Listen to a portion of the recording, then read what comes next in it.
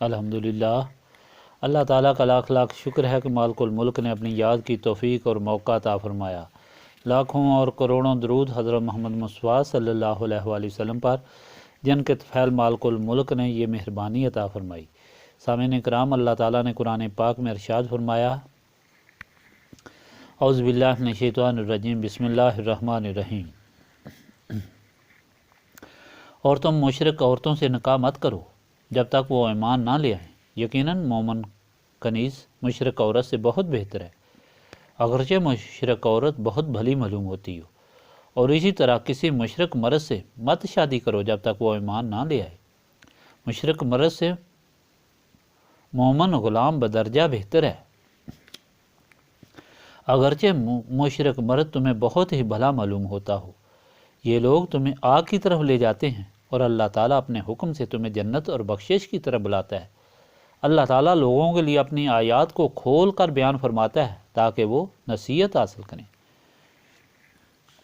آپ کو یاد ہوگا کہ اللہ تعالیٰ کے ارشادات جو آپ کو سنائے گئے، ان میں بار بار اللہ تعالیٰ نے یہ فرمایا کہ مالک الملک اپنے ارشادات پاک کو بہت وضاحت اور بہت کھول کر بیان کرتا ہے۔ اللہ تعالیٰ کے ارشاد پاک کی روشنی میں اگر باقی ہدایات جو اللہ تعالیٰ نے فرمائیں دیکھی جائیں تو یہ بات واضح ہو جاتی ہے کہ اللہ تعالیٰ یہ چاہتا ہے کہ انسان کی زندگی کا کوئی گوشہ تشنا نہ رہے، اور اس کا ہر تعلق اس کے سامنے واضح ہو جائے کہ کس طرح اس نے وہ تعلق رکھنا ہے اور اس نے کس طرح زندگی گزارنی ہے۔ اس ضمن میں ہدایت کو مکمل کرنے کے لیے مالک الملک نے یہ فرمایا تھا جو پہلے آپ کے سامنے بیان کیا کہ بے شک وہ لوگ جو ایمان لائے اور جنہوں نے اللہ تعالیٰ کے راستے میں ہجرت کی، جہاد کیا، اللہ تعالیٰ کی رحمت کے وہی حقدار ہیں۔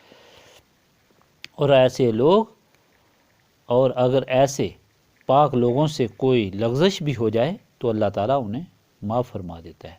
ایمان کی صفت میں آپ کے سامنے بہت وضاحت سے بیان کیا تھا کہ ایمان یہ ہے کہ انسان دل و جان سے یہ یقین کر لے کہ اللہ تعالیٰ ہی مالک ہے، اللہ تعالیٰ ہی خالق ہے، اللہ تعالیٰ ہی رب ہے، اللہ تعالیٰ ہی جانتا ہے، اور اللہ تعالیٰ ہی وحدہ لا شریک ہے۔ جب انسان کا یہ ایمان ہو جائے کہ ربوبیت اسی نے فرمانی ہے، کسی اور نے نہیں، تو پھر انسان کی امیدیں تمام اطراف سے منقطع ہو کر اللہ تعالیٰ کی طرف ہو جاتی ہیں۔ جب انسان کا یہ یقین ہو جائے کہ پیدا کرنے والا وہی ہے، تو انسان کی ساری توجہ ہر طرف سے ہٹ کر اسی کی طرف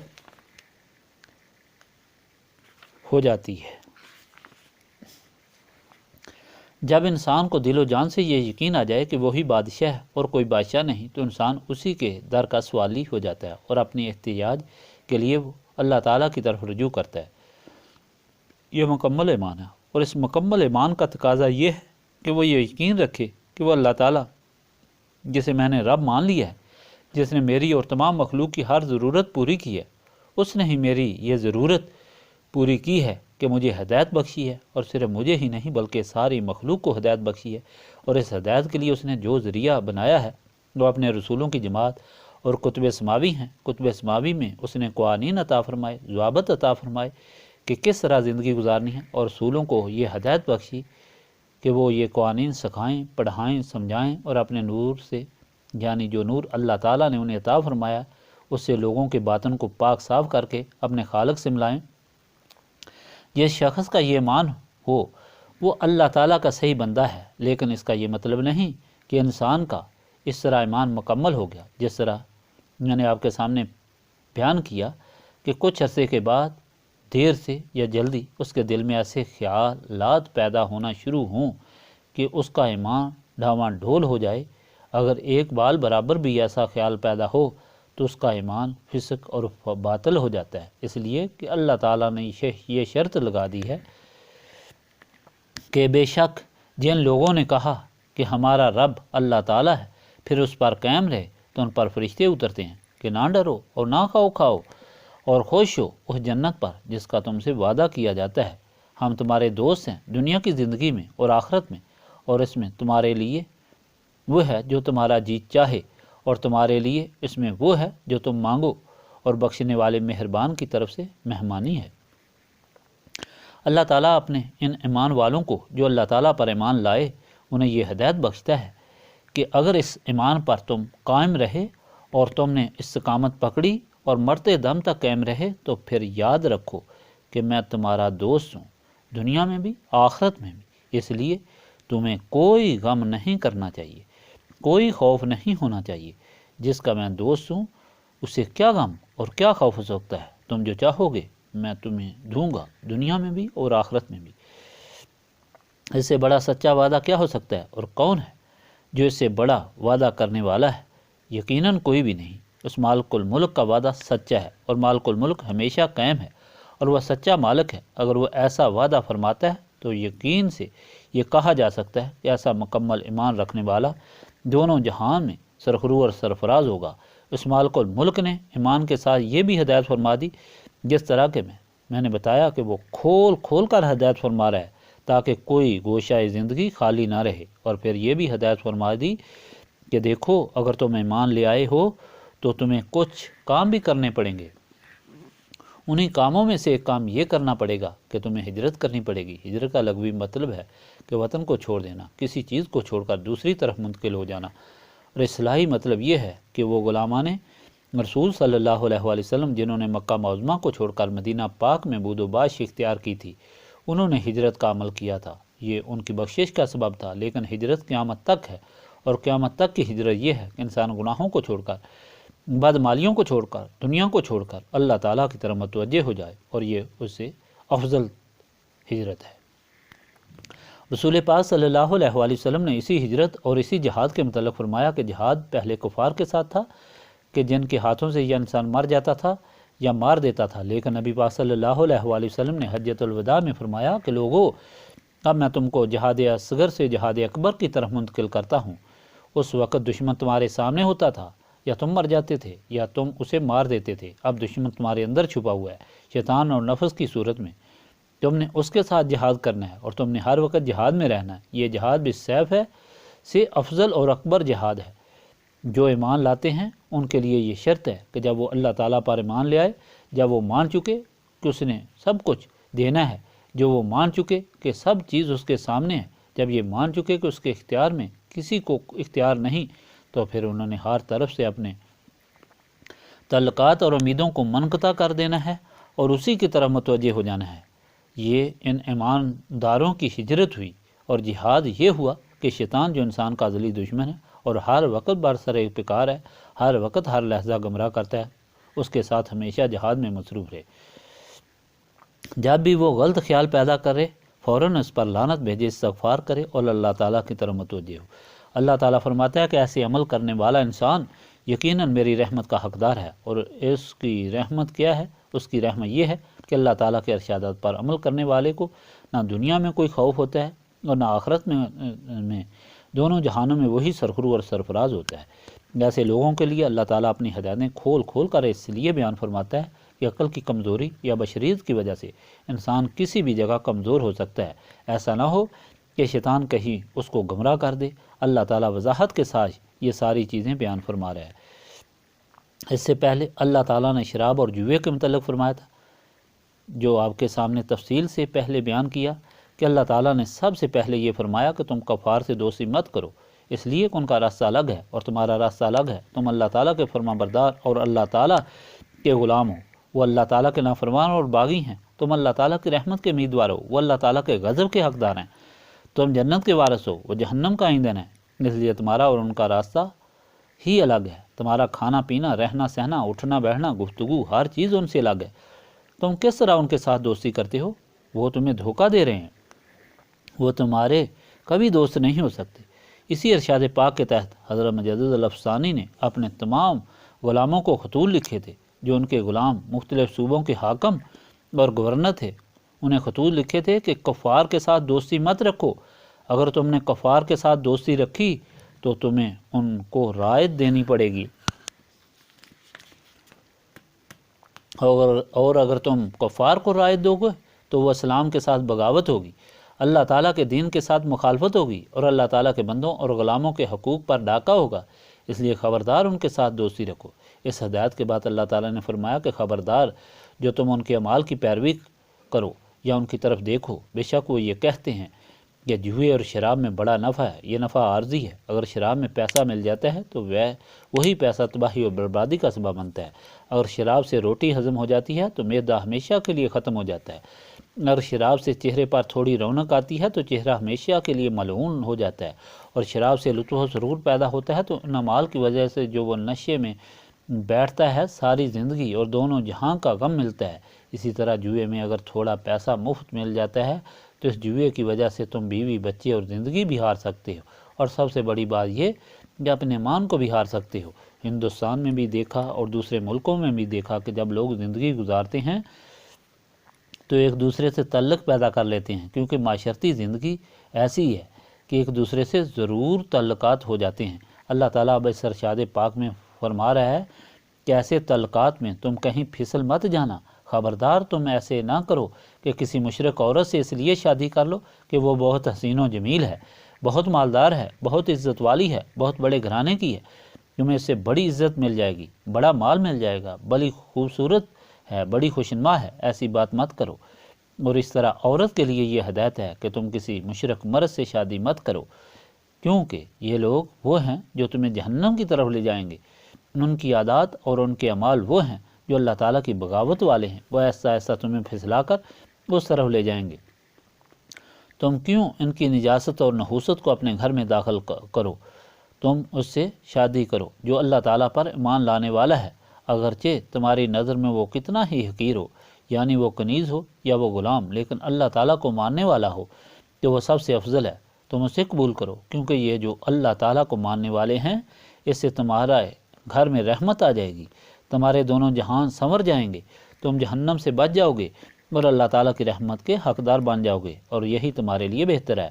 اس ارشاد پاک کا شان نزول یہ ہے کہ نبی پاک صلی اللہ علیہ وآلہ وسلم نے حضرت مرثد انوی کو ہجرت کے بعد مکہ معظمہ میں بھیجا کہ جاؤ اور جا کر دیکھو کہ مکہ معظمہ میں بہت سے مسلمان ایسے رہ گئے ہیں جو بہت غریب، کمزور، نادار تھے اور مجبور تھے، جو ہجرت نہیں کر سکتے تھے۔ وہ مسلمان کفار کے ظلم میں جکڑے ہوئے ہیں۔ تم جاؤ اور جا کر دیکھو، اور اگر ایسے مسلمان تمہیں ملیں تو ایسا ایسا ان کو مدینہ شریف کی طرف ہجرت کراتے جاؤ اور وہاں سے نکالتے جاؤ۔ حضرت مرثد بہت خوبصورت اور قوی آدمی تھے۔ وہ یہ حکم سن کر فوراً مکہ معظمہ میں گئے۔ جب وہاں گئے تو وہاں ایک عورت اناگ تھی جو بہت حسین و جمیل تھی، اور اسلام سے پہلے وہ حضرت مرثد کی دوست تھی، اور ان کی باہم عشق و محبت کا سلسلہ چل رہا تھا۔ جب اس عورت کو پتہ چلا تو شکر کیا کہ وہ واپس آ گئے، اور فوراً ان کے پاس گئی۔ وہ بہت غمزدہ تھی کہ وہ یہاں سے چلے گئے ہیں۔ جب ان کے پاس آئی تو حضرت مرثد نے اسے دیکھتے ہی کہا کہ خبردار جو تم میرے نزدیک آؤ۔ اس نے کہا میں آپ سے شادی کی نکاح کی درخواست کرتی ہوں۔ انہوں نے فرمایا کہ میرا اور تمہارا نکاح نہیں ہو سکتا، میں رسول اللہ صلی اللہ علیہ وآلہ وسلم کا غلام بن چکا ہوں، اور میرا اب کوئی اختیار نہیں، جو میرے آقا صلی اللہ علیہ وآلہ وسلم کا حکم ہوگا میں اس پر عمل کروں گا۔ میں رسول اللہ صلی اللہ علیہ وآلہ وسلم کی خدمت میں حاضر ہو کر عرض کروں گا، جو حکم ہوگا اس پر میں عمل کروں گا، اور اسے ٹھکرا دیا۔ اس طرح آپ نے اپنے ایمان کا ثبوت دیا اور ایمان پر قائم رہے، کسی اور مسلط کو سامنے نہیں آنے دیا، نہ اس کے حسن کو، نہ اس کی دولت کو، نہ پرانی محبت اور عشق کو، نہ ہی اس امید کو کہ یہ مسلمان ہو جائے گی۔ اسی اثناء میں حضرت عبداللہ بن رواحہ جو مدینہ پاک میں رہتے تھے وہ غصے میں آ گئے۔ ان کی ایک حبشہ کی کنیز تھی، انہوں نے اس کے منہ پر تھپڑ مار دیا۔ جب اسے تھپڑ مارا تو انہیں بہت افسوس ہوا، اور نبی پاک صلی اللہ علیہ وآلہ وسلم کی خدمت میں حاضر ہوئے اور عرض کی یا رسول اللہ صلی اللہ علیہ وآلہ وسلم، مجھے کسی بات پر غصہ آ گیا تھا، اس لیے میں نے اپنی حبشی کنیز کے منہ پر تھپڑ مار دیا۔ حضور پاک صلی اللہ علیہ وآلہ وسلم نے پوچھا کہ وہ کیسی ہے؟ انہوں نے عرض کیا یا رسول اللہ صلی اللہ علیہ وآلہ وسلم، وہ بہت مومن ہے، وہ نمازی ہے، تہجد گزار ہے، بہت پرہیزگار ہے، اور اللہ اور رسول صلی اللہ علیہ وآلہ وسلم کو ماننے والی ہے۔ حضور پاک صلی اللہ علیہ وآلہ وسلم نے فرمایا وہ صحیح مومنہ ہے، تم نے بہت بڑی غلطی کی۔ تو انہوں نے اسی وقت اعلان کیا کہ یا رسول اللہ صلی اللہ علیہ وآلہ وسلم، میں آج سے اسے آزاد کرتا ہوں، اور آج ہی میں اس سے نکاح کروں گا۔ جب اسے جا کر آزاد کر دیا اور نکاح کر لیا تو پھر دوسرے دن دوسرے لوگوں نے جو ان کے ہم پلہ لوگ تھے، امیر کبیر لوگ تھے، انہوں نے تانا دینا شروع کیا کہ عبداللہ بن رواحہ کو دیکھو، اس پر تو خوبصورت عورتیں، مالدار عورتیں، بڑے بڑے اونچے گھرانے کی عورتیں پاگل تھیں، یہ پاگل ہو گیا کہ اس نے ایک حبشی کنیز سے شادی کر لی۔ تو ان دونوں کے ضمن میں اللہ تعالیٰ کا یہ ارشاد پاک نازل ہوا جو آپ کے سامنے بیان کیا گیا ہے کہ وہ لوگ غلط کہتے ہیں، سچ یہ ہے کہ وہ کنیز، وہ غلام جو اللہ تعالیٰ پر ایمان رکھتا ہو وہ سب سے افضل ہے، وہ تمہارے لیے جنت کا سبب اور ذریعہ بن سکتا ہے، اور وہ لوگ جو اللہ تعالیٰ کے باغی ہیں وہ دنیاوی طور پر تمہیں کتنے ہی عالیشان نظر آتے ہوں، ان سے تمہیں کتنی ہی رغبت ہو، ان کا کتنا ہی حسن و جمال ہو، وہ تمہاری تباہی ایمان کا سبب ہیں، اور اگر تمہارا ایمان تباہ ہو گیا تو تمہارے دین و دنیا دونوں تباہ ہو جائیں گے۔ سامعین اکرام، اس ارشاد پاک کو سن کر یہ بات واضح ہو جاتی ہے کہ زندگی کے سفر کے لیے بہترین ساتھی وہ ہے جو اللہ تعالیٰ اور رسول اللہ صلی اللہ علیہ وآلہ وسلم کا تابع دار اور اللہ تعالیٰ اور رسول پاک صلی اللہ علیہ وآلہ وسلم کا غلام ہو۔ جو لوگ یہ سمجھتے ہیں کہ بہت مالدار عورت ہو یا بہت مالدار خاوند ہو، بہت حسین و جمیل عورت ہو یا بہت حسین و جمیل مرد ہو، یہ غلط خیال ہے۔ زندگی کا ساتھی اللہ تعالیٰ اور رسول صلی اللہ علیہ وآلہ وسلم کے حکم کے مطابق ہو، وہ ہے جو اللہ تعالیٰ اور رسول صلی اللہ علیہ وآلہ وسلم کا ماننے والا ہے، اللہ تعالیٰ اور رسول صلی اللہ علیہ وآلہ وسلم کا غلام، اللہ تعالیٰ اور رسول صلی اللہ علیہ وآلہ وسلم کا تابع دار ہے۔ اسی کے ساتھ اس کی معیت میں انسان کا ایمان سلامت رہ سکتا ہے۔ دوسرا سبق ہمیں یہ ملتا ہے کہ جو لوگ یہ کہتے ہیں کہ جو قوم کے رونت و تکبر میں غرق اور گمراہ ہیں، اللہ تعالیٰ نے یہ فرما دیا کہ تمہارا ساتھی تو وہ ہے، تمہارا ہم قوم تو وہ ہے، تمہارے ساتھ تو وہ ملتا ہے، تمہارے لیے عزت کے قابل وہ ہے جو اللہ تعالیٰ اور رسول صلی اللہ علیہ وآلہ وسلم کو ماننے والا ہے، اگرچہ وہ غلام ہے، اگرچہ وہ کنیز ہے۔ تمہاری قوم وہ لوگ ہیں جو اہل ایمان ہیں۔ یہ جو قوم کرتے ہیں یہ کسی علم کی وجہ سے نہیں کرتے، بلکہ رعونت، تکبر، شیطان کی وجہ سے گمراہ ہو کر کرتے ہیں۔ تمہارے لیے شادی کے قابل، افضل اور جائز وہ لوگ ہیں جو اللہ تعالیٰ اور رسول صلی اللہ علیہ وآلہ وسلم کو ماننے والے اور اللہ تعالیٰ اور رسول صلی اللہ علیہ وآلہ وسلم کے غلام ہیں۔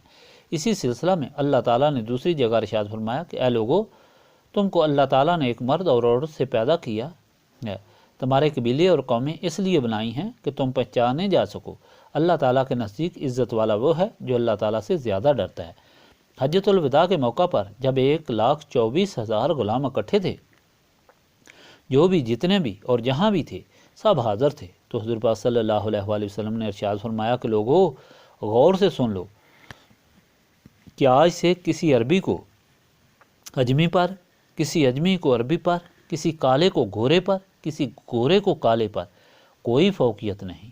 تم سب آدم کی اولاد ہو اور آدم مٹی سے پیدا ہوئے۔ اللہ تعالیٰ اور رسول پاک صلی اللہ علیہ وآلہ وسلم کا یہ فرمان سننے کے بعد یہ بات واضح ہو جاتی ہے کہ اللہ تعالیٰ کے نزدیک انسان کے ساتھ کے لیے، دوستی کے لیے، رشتے کے لیے، تعلق کے لیے، مجلس کے لیے وہ لوگ بہتر ہیں جو اللہ تعالیٰ اور رسول صلی اللہ علیہ وآلہ وسلم سے ڈرنے والے ہیں۔